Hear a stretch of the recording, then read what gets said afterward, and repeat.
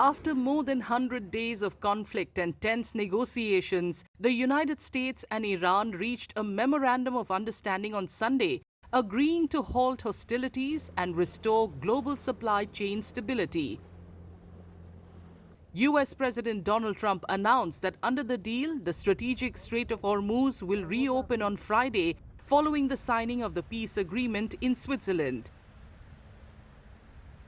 The reopening of the waterway is expected to bring much-needed relief for India, which imports about 88% of its crude oil requirements, with nearly 60% of it transiting through the Strait of Hormuz.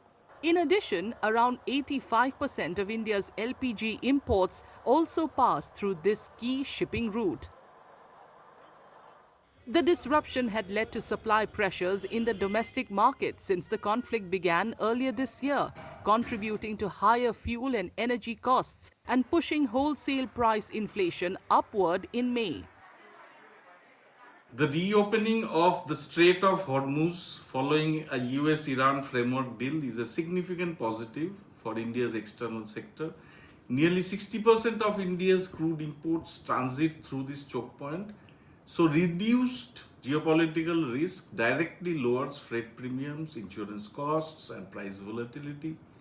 In the short term, softer oil prices will ease India's import bill, support the rupee, and create some fiscal space by reducing subsidy pressures. This is particularly important at a time when India is managing the external balances risk amid uncertain global demand. Following the peace deal announcement by US President Donald Trump, the Indian rupee strengthened by 60 paise to settle at 94 rupees 58 paise against the US dollar on Monday as global crude oil prices fell sharply. Meanwhile, under the agreement, the United States will also lift its naval restrictions imposed on Iranian ports. The development comes as a relief for India's shipping sector, which had faced heightened risks in recent weeks amid disruptions in the region. Indian commercial tankers had come under attack last week, with 3 Indian sailors being killed in one such attack. Very difficult to say whether the ceasefire will last for a long time, but it is the first sign in several months that it is.